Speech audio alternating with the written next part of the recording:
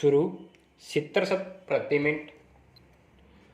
अध्यक्ष महोदय, राष्ट्रपति जी ने जब दोनों सदनों के समक्ष अपना अभिभाषण दिया था, उस समय मैंने उसको बड़े ध्यानपूर्वक सुना था।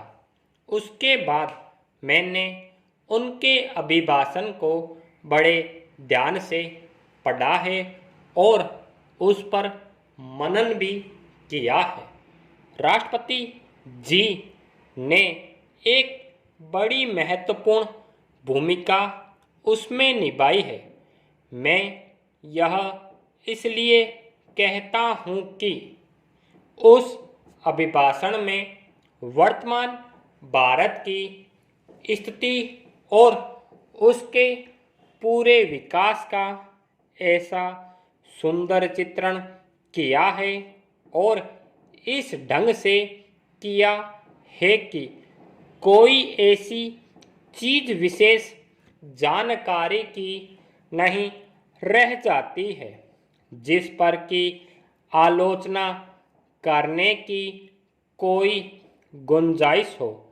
मैं यह जानता हूँ कि बहुत सी बातें विरोधी सदस्यों ने कही है जिनका वे इस सदन में विवरण देंगे और उन पर विवाद करेंगे, लेकिन एक बात उनको याद रखनी चाहिए और वह यह है कि जिस समय से हम गुजर रहे हैं वह एक निर्माण का समय है।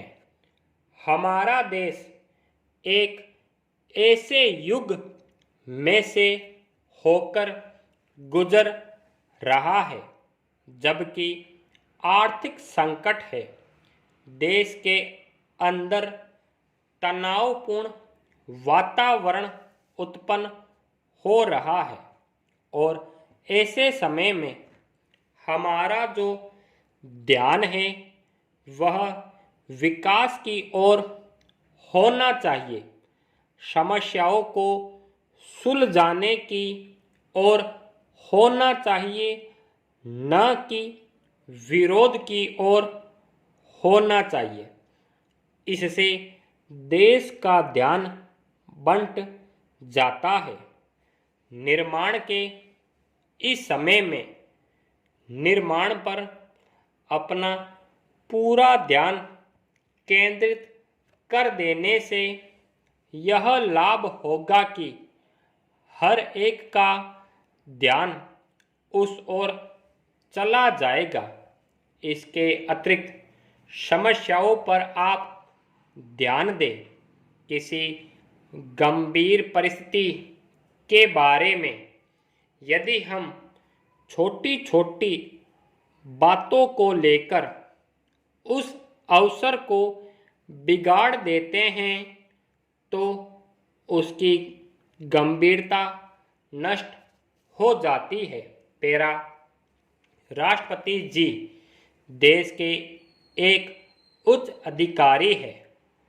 उन्होंने जो अभिभाषण दिया है उसमें बड़ी बड़ी बातों का ही जिक्र किया है।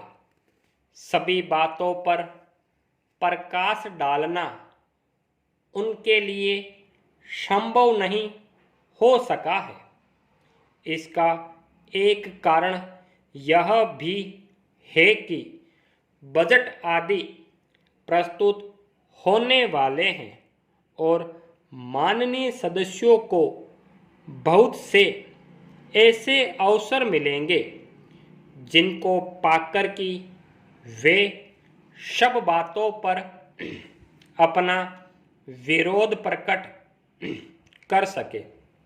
इसलिए मेरा माननीय सदस्यों से विशेष रूप से अनुरोध है कि वे इस अभिभाषण पर केवल निर्माण की दृष्टि से ही गौर करें और उसके ऊपर अधिक विरोध न करें।